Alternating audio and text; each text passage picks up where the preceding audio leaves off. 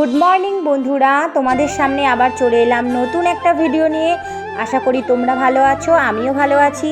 আর সকালবেলায় আমি যে ড্রিঙ্কটা খাই সেটা খেয়ে নিলাম। আর আমার সঙ্গে আজকে আমার ছোটি উঠে গেছে, আমরা দুজন মিলেই কথা বলছি, গল্প করছি। এর ফাঁকে সমস্ত কাজগুলো গুছিয়ে নিচ্ছি। এখন ঘরটা ভালো করে গুছিয়ে নিয়ে বিছনাটাকে ঝেড়ে, আর ওদের পুতুলের তো পাহাড় হয়ে থাকে, সেগুলো প্রতিদিন ফেলবে, প্রতিদিনই গোছাতে লাগে।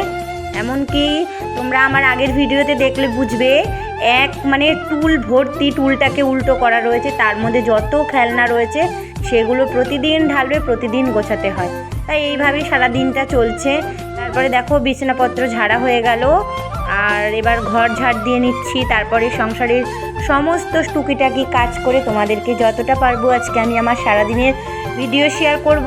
তোমরা অবশ্যই আমাকে লাইক কমেন্ট শেয়ার করো, আর আমার ভিডিও কেমন লাগে কমেন্ট করে জানিও। আর দেখো কত সুন্দর করে পুতুলগুলো আমি সাজিয়ে রেখে দিই, কিন্তু আমার মেয়েরা এরকম সাজানো রাখে না, দিনে 10 বার ফেলবে, 10 বার গুছাই।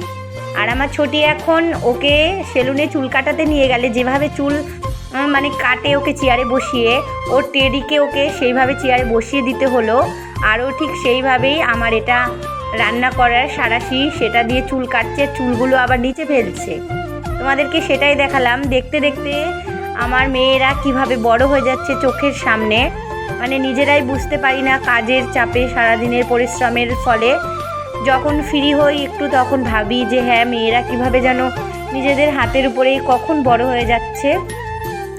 তা যাই হোক, তারপরে দেখো সকালের ব্রেকফাস্ট রুটি করা শুরু করে দিলাম। তারপরে পাশে আছে একটু মেয়েদের জন্য প্রেশার কুকারে সিদ্ধ ভাত বসিয়ে দিলাম।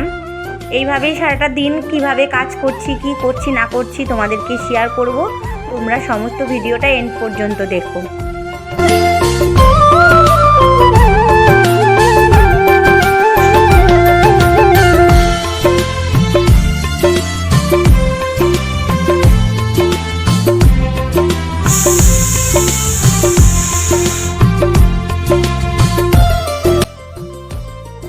সকালবেলায় রুটি বানিয়ে নিলাম, মেয়েদের জন্য ভাত করে নিলাম।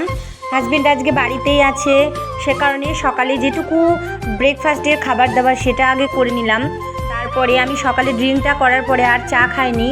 তা হাজবেন্ড উঠে গেল, উঠে ফ্রেশ হয়ে সবাই মিলে আমরা 4 জন মিলেই চা খেতে বসে গেলাম, আর একটু গল্পগুজব করলাম, মেয়েদেরকে আদর। তারপরে হাজবেন্ড একটু বাইরে গেল, আর আমার মেয়েরা একা একাই খেলাধুলা ঘরের মধ্যেই করে। আর এই জানলায় বসেই পিছনে একজন চাচা আছে, আমরাও চাচা বলি, ওরাও চাচা বলে।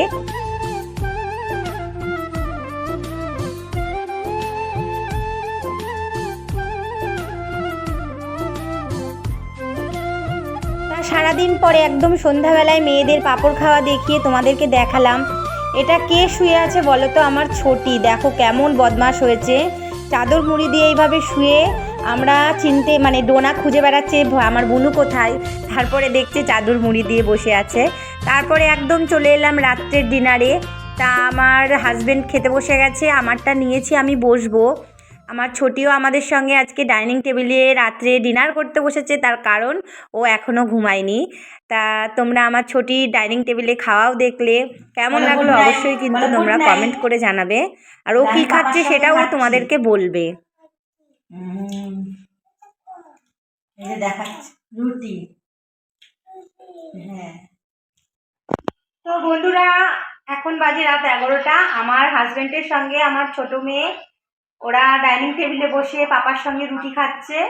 তা আমার এখন খাওয়া দাওয়া হয়নি, মেয়ে বসেছে, তা ওদের হলে আমি খাবো।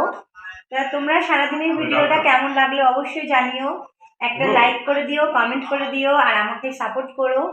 তাহলে সবাই সুস্থ থেকো, তোমাদের সঙ্গে দেখা হবে আবার নেক্সট ভিডিওতে। আর সকলকে গুড নাইট।